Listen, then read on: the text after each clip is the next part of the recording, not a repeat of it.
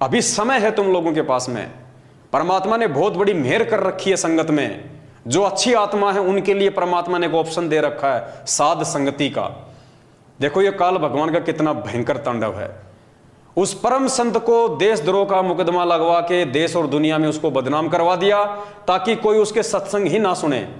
आज गुरुजी के नाम से, यानी संत रामपाल नाम से दुनिया को इतनी नफरत है, नाम सुनते ही उनको 11,000 वोल्ट का झटका लगता है।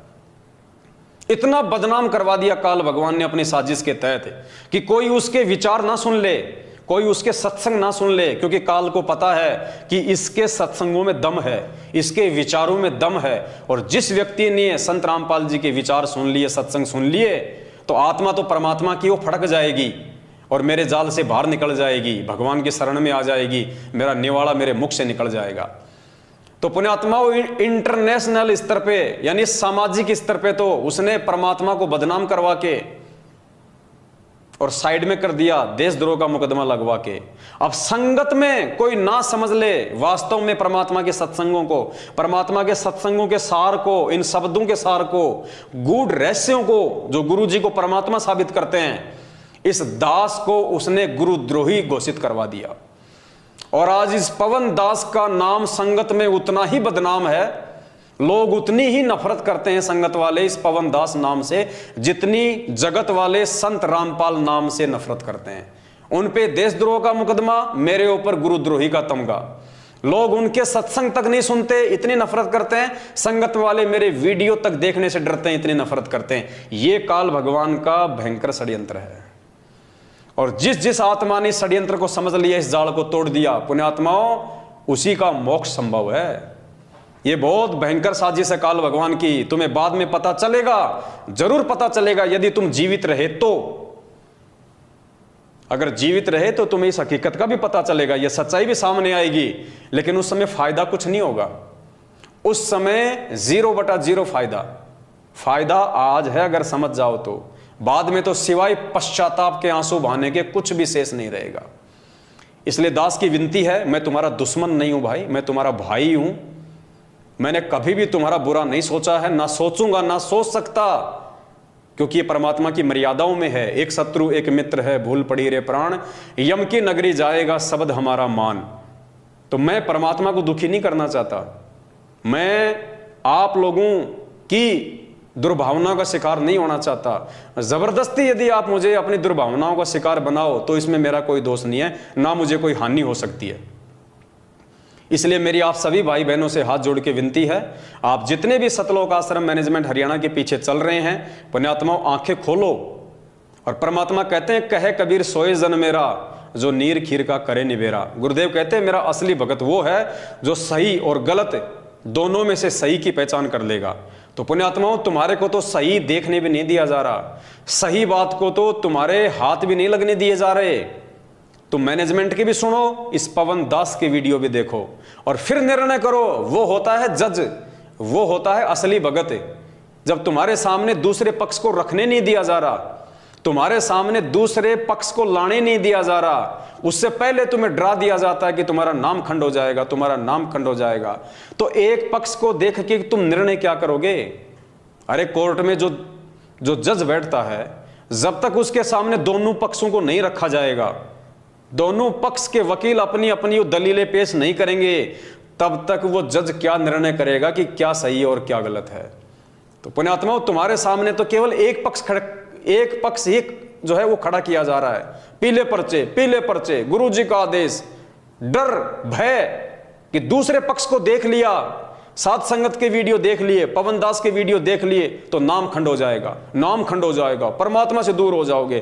तुम्हें तो दूसरा पक्ष देखने से पहले ही डराया जा रहा है, तो तुम जज की भूमिका कहां से निभाओगे?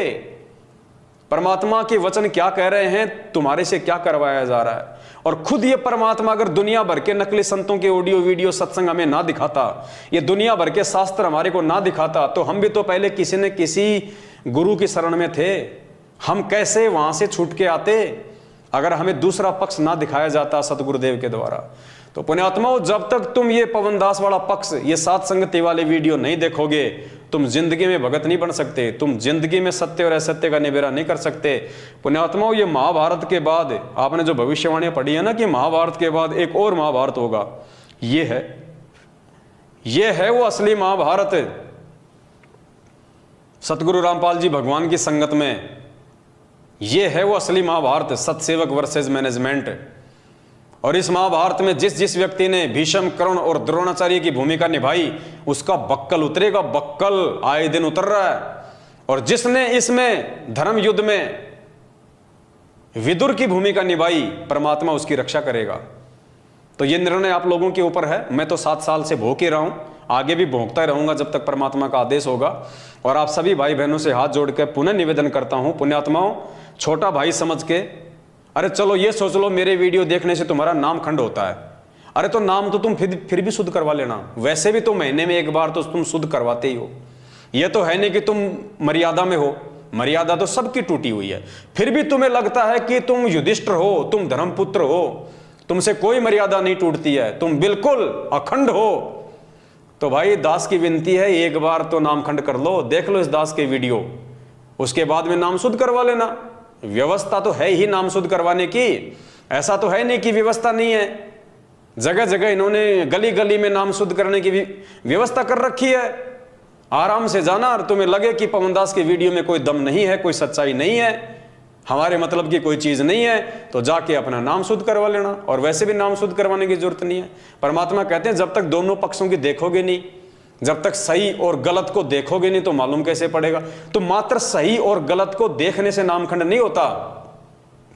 सही और गलत को देखने के बाद में यदि आप सही को छोड़ के और आप गलत का साथ दोगे, तब आपकी मर्यादा खंड होगी। तो वो निर्णय तो फिर आप स्वयं कर लेना कि कौन सही और कौन गलत है। इसलिए पुण्यात्माओं, दास की विनती है, बाकी आपकी अपने संस्कार, आपकी अपनी मर्जी। तुम कुएं में पड़ोगे तो मैं जबरदस्ती नहीं कर सकता भाई, तुम जहर खाओगे तो तुम मरोगे। दूध पीने वाला पवनदास नहीं मर सकता, अमृत पीने वाले मेरे भाई बहन नहीं मर सकते, जो जहर पिएगा वो मरेगा। तो भाई निर्णय कर लेना, समय ज्यादा नहीं है।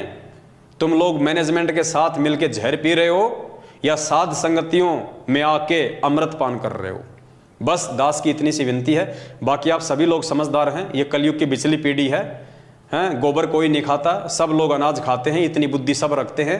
फिर भी बीच बीच में समझाने की आवश्यकता जहां पड़ेगी दास समझाता रहेगा।